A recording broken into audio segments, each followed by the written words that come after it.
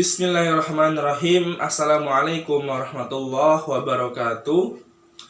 Izin memperkenalkan diri, nama Fikri Ahmad Nazif, NPM 1901010025. Saya dari jurusan Pendidikan Agama Islam semester 4, Fakultas Tarbiyah Ilmu Keguruan, Institut Agama Islam Negeri Metro Lampung. Baik, pada kesempatan kali ini saya akan menjelaskan beberapa subbab materi yang ada di mata kuliah Fikih Munakahat. Jadi teman-teman semua, semoga dengan adanya video ini dan saya bisa memberikan informasi atau ilmu yang bisa saya sampaikan pada video kali ini, semoga bisa bermanfaat bagi teman-teman semua. Selamat menyaksikan. Baik, materi yang pertama yaitu adalah Walimatul Urs. Secara istilah, Walimatul Urs adalah jamuan yang khusus untuk pernikahan dan tidak digunakan untuk perhelatan di luar pernikahan. Karena itulah secara umum Walimatul Urs diartikan sebagai pesta dalam rangka mensyukuri nikmat Allah Subhanahu wa taala atas terlaksananya akad pernikahan dengan menghidangkan makanan-makanan. Kemudian hukum mengadakan Walimatul Urs adalah sunnah dan tidak hanya diuntukkan kepada orang-orang kaya dan yang berada. Namun undangan tersebut juga dapat diperuntukkan untuk orang-orang miskin sekitar. Gunanya supaya merasakan hidangan di hari bahagia tersebut. Jadi sebisa mungkin dalam sebuah pernikahan diadakan walimah sebagai rasa syukur kita kepada Allah Subhanahu wa taala. Namun walimah ini juga tidak boleh berlebih-lebihan atau memberatkan orang lain, apalagi hingga menyebabkan sebuah kemaksiatan. Hukum menghadiri Walimatul Urs, sebagai seorang muslim kita juga dianjurkan untuk menghadiri undangan saudara-saudara kita yang sedang melakukan walimah. Menghadiri Walimatul Urs hukumnya sunnah menurut mazhab Hanafiyah. Sementara menurut mazhab Syafi'iyah dan Hanabilah hukum wajib selama tidak ada kemungkaran. Nabi Muhammad SAW bersabda, apabila seorang di antara kamu diundang walimah, hendaknya ia menghadirinya. Hadis riwayat Muslim. Kemudian datang di acara Walimatul Urs, ini merupakan suatu dorongan semangat kebahagiaan yang kita berikan kepada si pengantin juga keluarga, sehingga menambah kebahagiaan kepada sahibul hajat. Lalu bagaimana jika kita menghadiri walimah tersebut jika dalam keadaan berpuasa? Hal ini juga telah dijelaskan bahwa seorang yang menghadiri walimah dalam keadaan berpuasa, maka hendaknya ia mendoakannya. Adapun bagi orang-orang yang tidak sedang menjalankan puasa, hendaknya ia makan. Ini merupakan sabda dari Rasulullah SAW dari Abu Hurairah radhiyallahu an yang diriwayatkan oleh Imam Muslim. Selain itu, di kehidupan sehari-hari biasanya terdapat lebih dari satu walimah yang dilakukan secara bersamaan. Apalagi dalam masyarakat Jawa yang masih banyak menggunakan weton sebagai sarana penentuan hari pelaksanaan walimah atau hijab. Lalu, bagaimana jika ada acara walimah dalam waktu yang sama? Apakah kita lihat siapa yang mengundang dulu, orang yang kaya atau tidak, orang yang solih atau tidak? Hal ini juga telah disabdakan oleh Rasulullah SAW bahwa ketika ada dua acara walimah yang dilaksanakan secara bersamaan, maka hendaknya kita menghadiri walimah yang terdekat dari rumah kita. Jika salah satu dari mereka telah mengundang kita terlebih dahulu, maka kita mengutamakan yang mengundang kita lebih dahulu. Jadi di sini kita lebih mengutamakan undangan yang sudah datang kepada kita.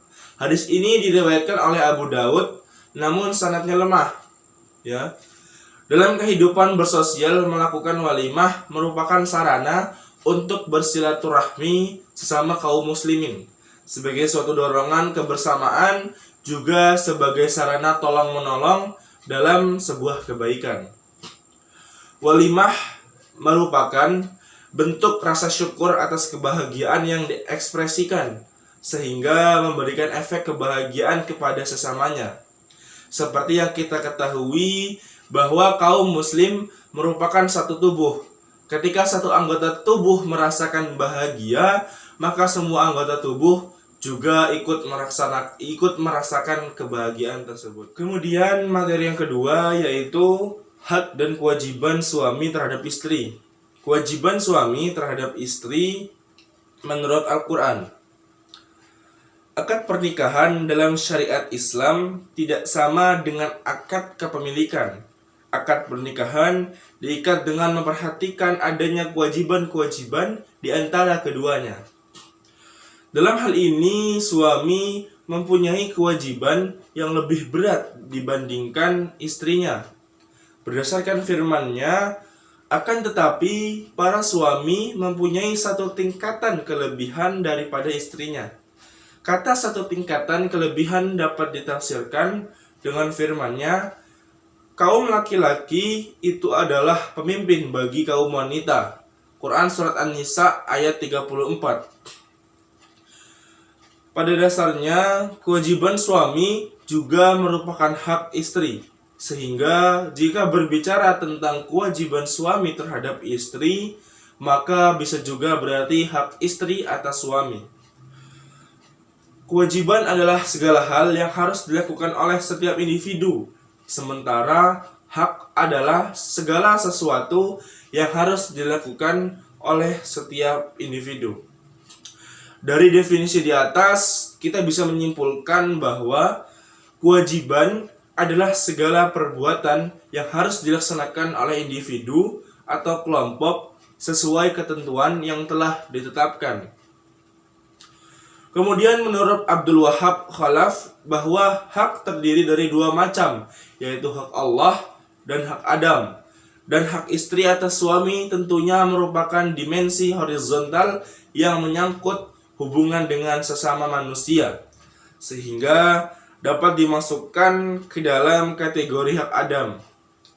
Adapun yang menjadi hak istri atau bisa juga dikatakan kewajiban suami terhadap istri adalah sebagai berikut. Yang pertama yaitu adalah mahar. Kemudian yang kedua nafkah, pakaian, tempat tinggal. Kemudian yang ketiga menggauli istri secara baik. Keempat menjaga istri dari dosa. Kelima memberikan cinta dan kasih sayang kepada istri. Kemudian yang keenam memberikan cinta dan kasih sayang kepada istri. Kemudian materi yang ketiga yaitu hak dan kewajiban istri terhadap suami. Perlu kita ketahui bersama, setiap muslimah khususnya bagi yang sudah berumah tangga maupun bagi yang akan naik ke jenjang pernikahan, keharmonisan dan cinta kasih suami istri dalam hidup berumah tangga merupakan tujuan tiap pasangan, yakni suami istri. Kebahagiaan dan keharmonisan rumah tangga itu akan terwujud jika suami istri saling memberikan perhatian, yakni berbagi peran, dan saling memberikan pengertian dengan landasan iman dan takwa, baik berupa hak kejiwaan, cinta dan kasih, nafkah lahir dan batin, maupun hak berupa kebendaan, makan dan minum, tempat tinggal, dan lain sebagainya. Kemudian 9 kewajiban istri terhadap suami yang perlu diketahui muslimah sebagai dikutip dari buku Ritual dan Tradisi Islam Jawa karya Kiai Haji Muhammad Salihin. Yang pertama yaitu taat dan patuh kepada suami. Kemudian 2 melayani suami. Ketiga pergi dengan izin suami. Yang keempat istri menjaga nama baik suami. Yang kelima menjaga diri dan amanah terhadap harta suami. Yang keenam tidak memasukkan seseorang ke rumah tanpa seizin suami. 7 menggembirakan hati suami. 8 menghormati dan bergaul dengan baik. Ke-9 tidak meminta sesuatu kepada suami yang tidak bisa disanggupi. Kemudian materi yang selanjutnya yaitu nafkah, kiswah, dan tempat tinggal. Secara etimologi, nafkah berasal dari bahasa Arab, yakni dari suku kata yunfiku infakan. Dalam Kamus Besar Bahasa Arab Indonesia, secara etimologi, nafkah dapat diartikan dengan pembelanjaan. Dalam tata bahasa Indonesia, kata nafkah secara resmi sudah dipakai dengan arti pengeluaran. Dari definisi-definisi di atas, dapat kita simpulkan bahwa yang dimaksud dengan nafkah adalah semua kebutuhan dan keperluan yang berlaku menurut keadaan dan tempat, seperti makanan, pakaian, rumah, dan sebagainya. Kemudian, banyaknya nafkah yang diwajibkan adalah sekedar mencukupi keperluan dan kebutuhan serta mengingat keadaan dan kemampuan orang yang berkewajiban menurut kebiasaan masing-masing tempat. Dalam administrasi pernikahan di Indonesia, ada dua macam prosedur pemberian nafkah. Yaitu yang pertama, prosedur pemberian nafkah mut'ah, dan yang kedua, prosedur pemberian nafkah madiyah. Pembahasan mengenai nafkah madiyah ini berkaitan dengan kewajiban suami sebagaimana yang tercantum dalam pasal 80 ayat 4 pada komplikasi hukum Islam buku yang pertama. Sedangkan mengenai nafkah mut'ah, hal ini berkaitan dengan kewajiban bekas suami bila mana perkawinan putus karena talak, sesuai dengan pasal 149 ayat pertama pada komplikasi hukum Islam buku yang pertama. Kemudian materi yang selanjutnya yaitu tentang kedudukan harta dalam suatu pernikahan. Dalam Undang-Undang Nomor 1 Tahun 1974 tidak menjelaskannya secara terperinci. Harta bersama diatur dalam beberapa pasal, misalnya pasal 35, 36, dan 37. Pengertian harta bersama menurut pasal 35 adalah harta benda diperoleh selama perkawinan menjadi harta bersama. Pengaturan harta bersama yang lebih lengkap dapat kita temukan di dalam komplikasi hukum Islam. Sedangkan dalam Inpres nomor 1 pada tahun 1991 komplikasi hukum Islam di bab 1 ketentuan umum di pasal 1F menyebutkan bahwa harta kekayaan dalam perkawinan atau syirkah adalah harta yang diperoleh baik sendiri-sendiri atau bersama suami istri selama dalam perkawinan berlangsung. Selanjutnya disebut harta bersama. Kemudian komplikasi hukum Islam melalui pasal 91 menegaskan bahwa yang termasuk dalam lingkungan harta bersama adalah benda berwujud dan tidak berwujud. Benda berwujud meliputi A. Benda tidak bergerak seperti rumah, tanah, kemudian pabrik. Kemudian yang B. Benda bergerak seperti perabot rumah tangga ataupun mobil. Kemudian yang C. Surat-surat berharga seperti obligasi, deposito, cek, bilet, giro, dan lain-lainnya. Adapun benda yang tidak berwujud dapat berupa yang pertama, hak seperti hak tagih terhadap piutang yang belum dilunasi, hak sewa yang belum jatuh tempo. Kemudian yang kedua, kewajiban, seperti kewajiban membayar kredit, melunasi hutang-hutang. Komplikasi hukum Islam mengatur kriteria harta bersama lebih komplit ketimbang ketentuan undang-undang perkawinan. Dalam komplikasi hukum Islam diatur pula masalah aktika dan pasifa. Hal ini dapat dilihat dari ketentuan pasal 91 ayat 3 yang berbunyi, harta bersama yang tidak berwujud dapat berupa hak maupun kewajiban. Hak di sini menunjukkan kepada aktiva, sedangkan kewajiban adalah pasifa, yakni kewajiban berupa membayar sejumlah hutang. Komplikasi hukum Islam telah memasukkan semua pasif ke dalam harta bersama dengan harta bersama.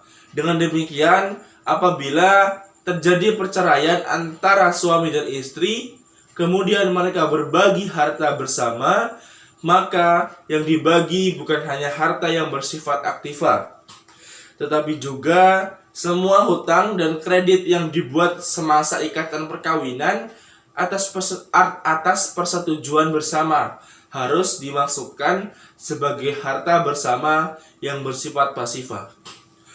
Pada pasal 35B Undang-Undang Nomor 1 Tahun 1974 mengatur masalah harta benda yang tidak termasuk harta bersama sebagai berikut.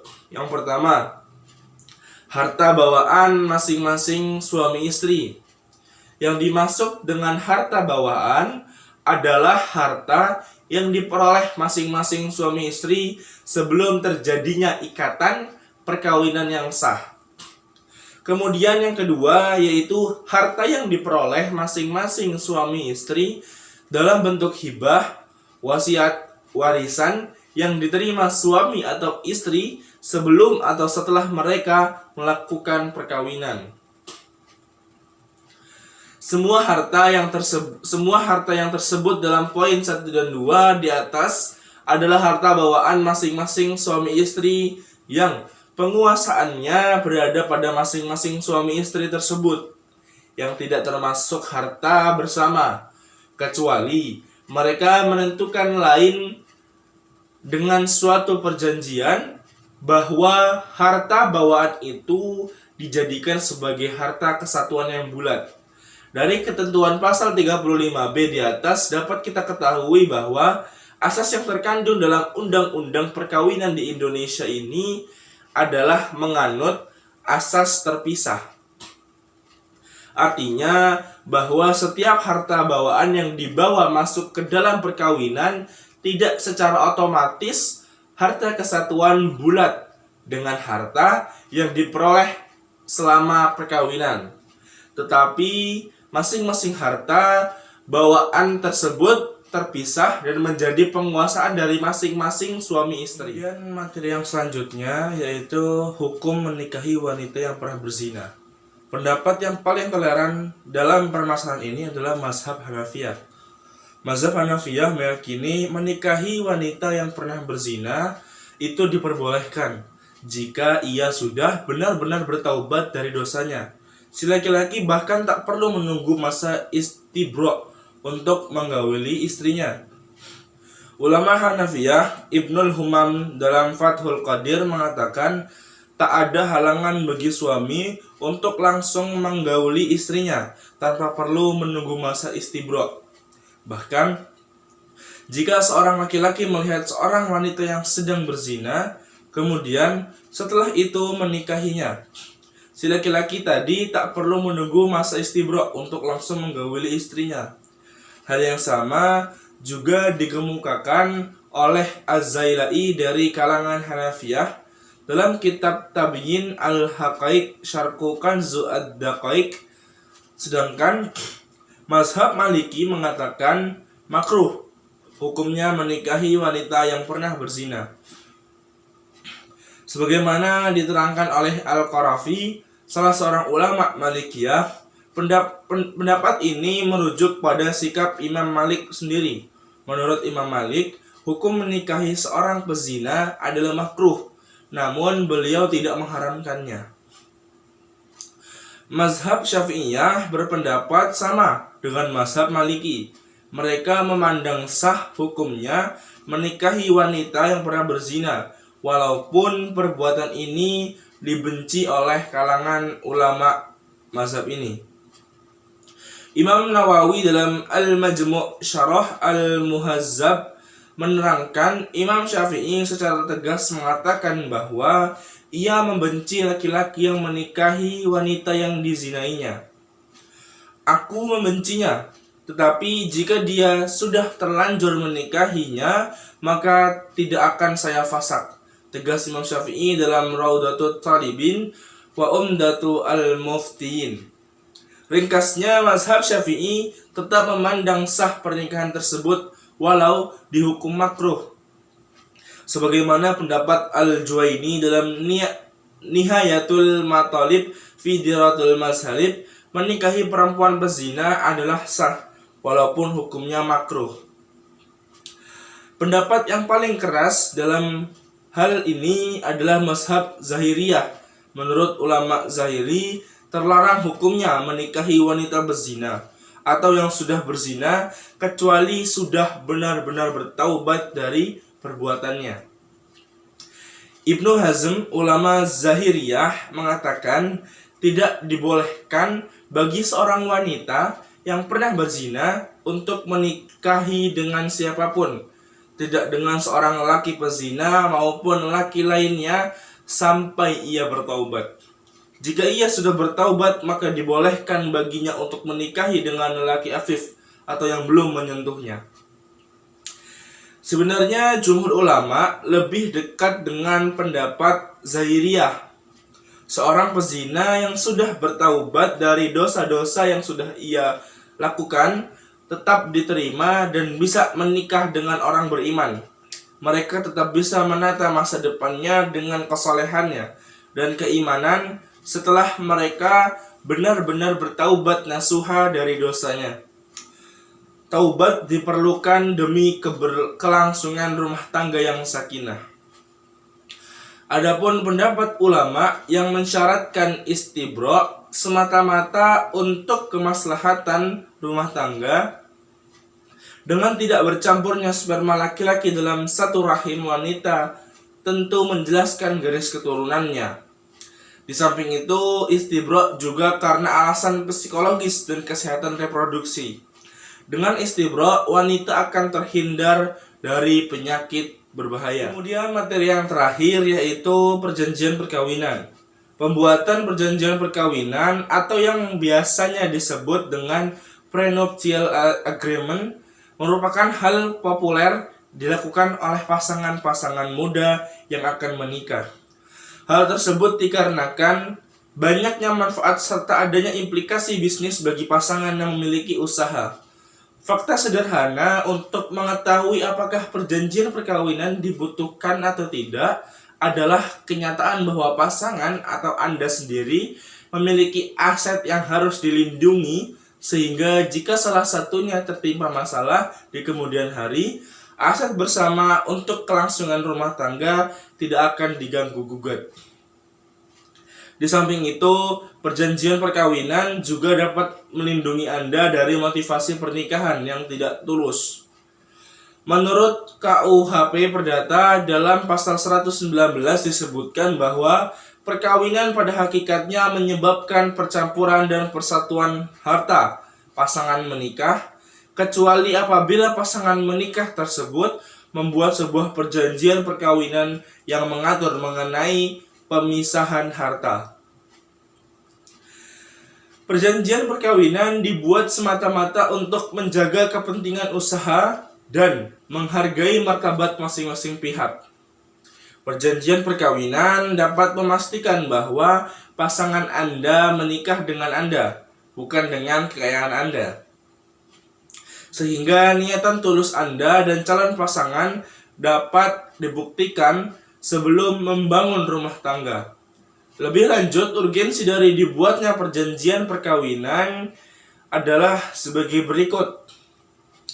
Yang pertama, menjamin keamanan dan kepentingan usaha. Dan yang kedua, menjamin berlangsungnya harta peninggalan keluarga. Kemudian yang ketiga, melindungi kepentingan seorang istri dalam hal suami melakukan poligami, menjaga hubungan kemitraan dalam political marriage, menjamin kondisi finansial Anda setelah perkawinan putus atau berakhir, menghindari motivasi perkawinan yang tidak sehat. Mungkin cukup yang bisa saya sampaikan. Itu tadi beberapa subbab materi terkait mata kuliah Fikih Munakahat. Semoga apa yang sudah saya sampaikan pada kesempatan kali ini bisa bermanfaat bagi teman-teman semua, dan teman-teman semua bisa menambah wawasan pada materi Fikih Munakahat. Mungkin cukup sekian dari saya. Apabila saya ada salah kata, saya mohon maaf. Kepada Allah saya mohon ampun. Billahi taufiq wal hidayah. Wassalamualaikum warahmatullahi wabarakatuh.